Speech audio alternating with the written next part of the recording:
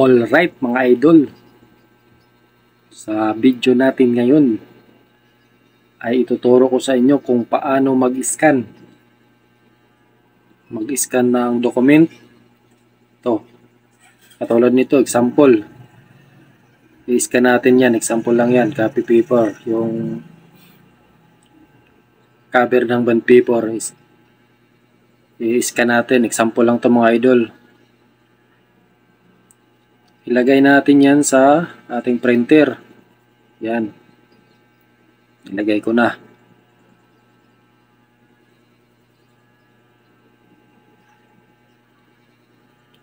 Tapos dito sa ating laptop, pindutin lang natin tong arrow na parang yan. Yung arrow na yan. Yan. Hidden icons. Click lang natin yan at saka pindutin natin yung parang USB. Yan. Tapos open device and printers. Yan. Pagka-open yan, hanapin natin yung ating printer unit. Yun. Yung gamit kong printer pala ay Epson L5590. Click lang natin yan. Tapos sa taas, makikita nyo yung scan. Medyo naglalabo yung ating camera mga idol. Pasensya na. Yan. Start scan. Yun, nakita natin. Start scan. Yun. Lumabas na. Pagkalabas nyan, profile, kung ano yung default lang nilagay natin. Pwede nyo lagyan ng pangalan kung gusto nyo sa source. Yan, gayahin nyo lang yan mga idol.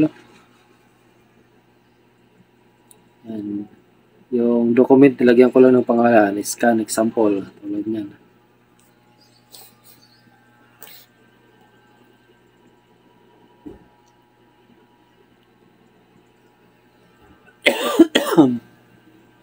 Flat bid. Color format natin. Yan. File top. Yan. Okay na yan. JPG. Or PNG kung anong file yung gusto nyo. JPG yan or kaya PNG.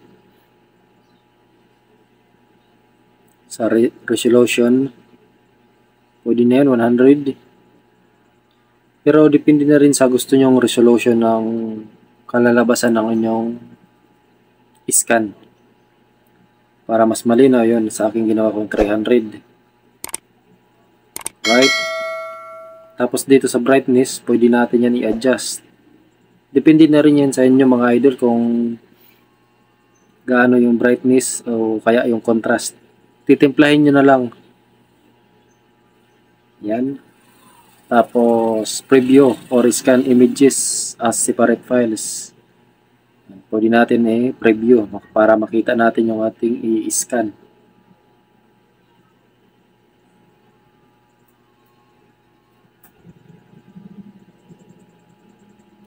Scanning na siya mga idol, yun o, nakita nyo na. Yun. Oh, ayun na. Nakita na natin, na-scan na natin siya. Yun o. Save profile. Yan, save na natin. Kung saan natin isi-save. Kung anong pangalan.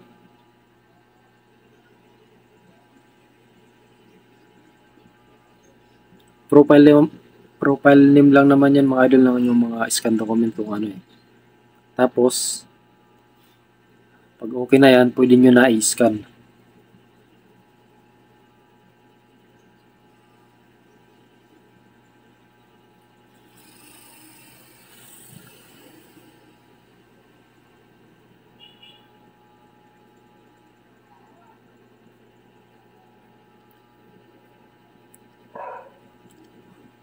Alright, scan na natin.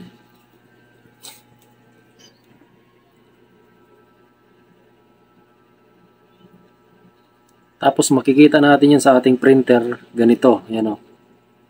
Scanning. Yan. Naglo-loading na siya mga idol.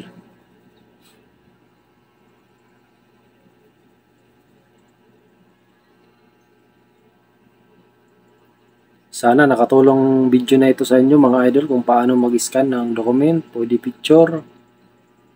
Yun. Tapos na natin may scan. Ayan na. Import all new items now.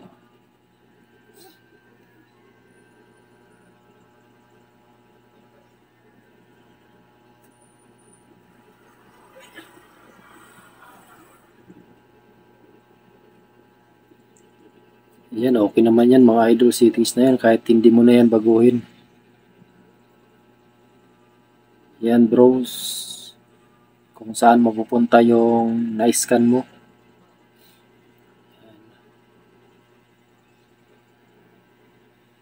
Scan, yun.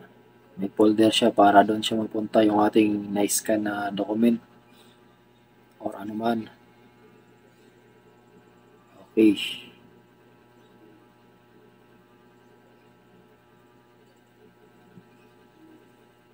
Tapos okay lang natin yan.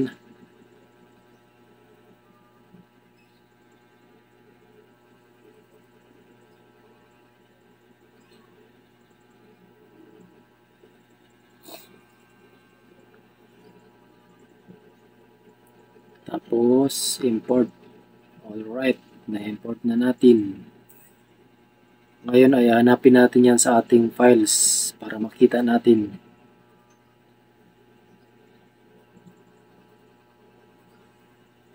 Ayan na siya mga idol, oh.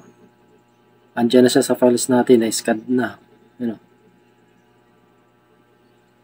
Sana po nakatulong itong video sa inyo mga idol kung paano mag-scan. Ayan. Tapos, katapos ma-scan, pwede mo na i-print.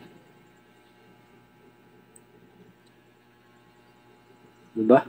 Ganyan lang po kadali mga idol mag-scan ng document.